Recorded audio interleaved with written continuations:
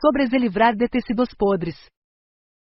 A primeira coisa que se deve fazer para vencer na publicidade é ter a atenção do leitor. A próxima coisa é manter a verdade, e isso significa retificar o que está errado nos negócios do cliente. Se a verdade não é digna de nota, conserte-a. John Emory Powers. História do copywriting se esbarra com a biografia de homens como John Emory Powers. Ele nasceu em uma fazenda no centro de Nova York em 1837. Sabe-se que começou trabalhando como agente de seguros e depois viajou para a Inglaterra para vender as máquinas de costura, Wilcox e Gibbs.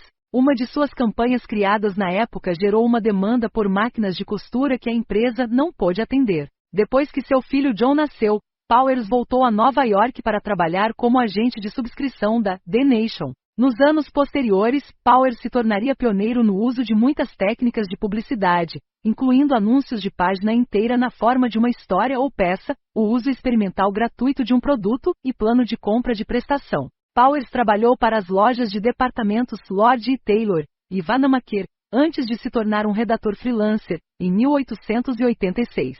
Nessa época, começou a escrever anúncios para a Lord & Taylor, como um emprego de meio período.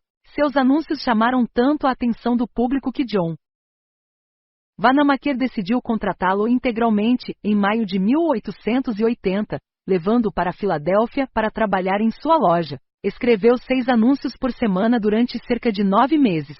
Depois de muita experimentação com estilos diferentes, estabeleceu um estilo que apresentava frases curtas e simples em vez de estilos de exibição hiperbólica. Durante o tempo que ficou com a Wanamaker, os textos de Powers fizeram as receitas da empresa dobrarem de $4 milhões para $8 milhões.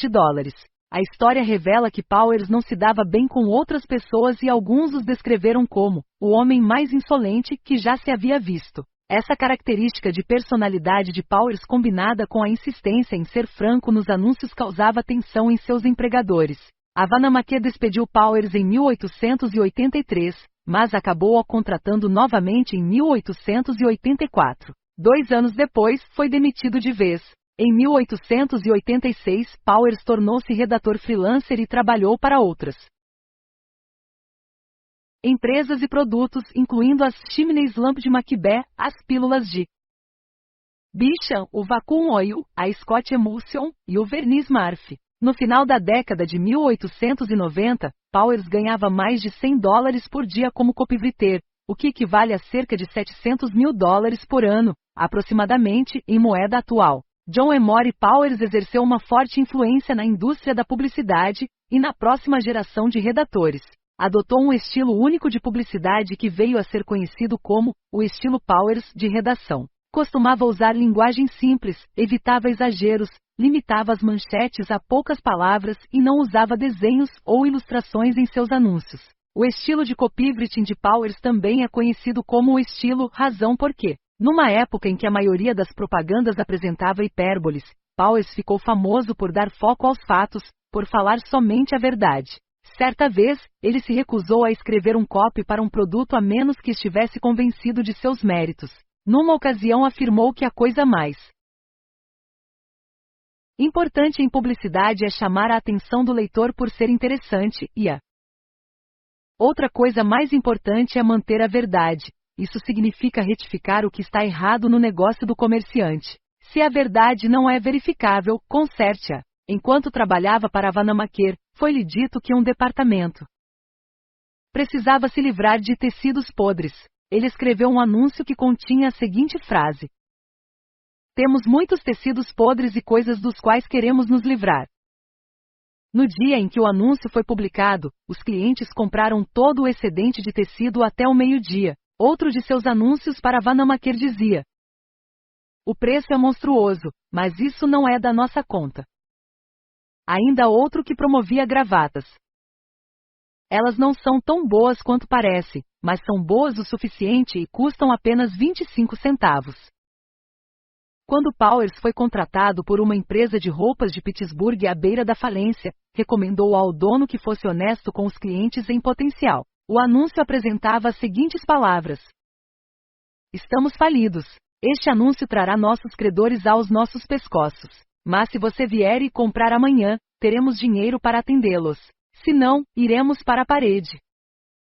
O anúncio resultou em um aumento imediato nas vendas e a empresa em dificuldades foi salva da falência.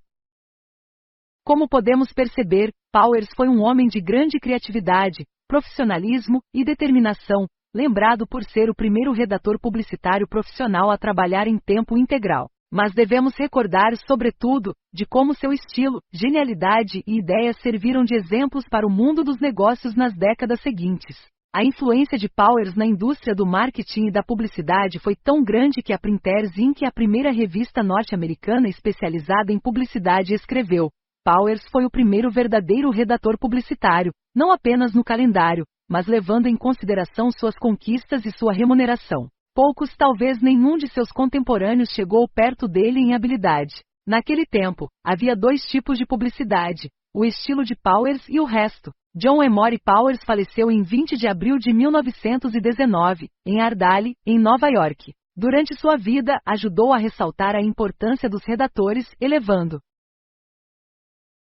seu papel em agências por todos os Estados Unidos. Antes do trabalho de Powers, poucas agências tinham seus próprios redatores.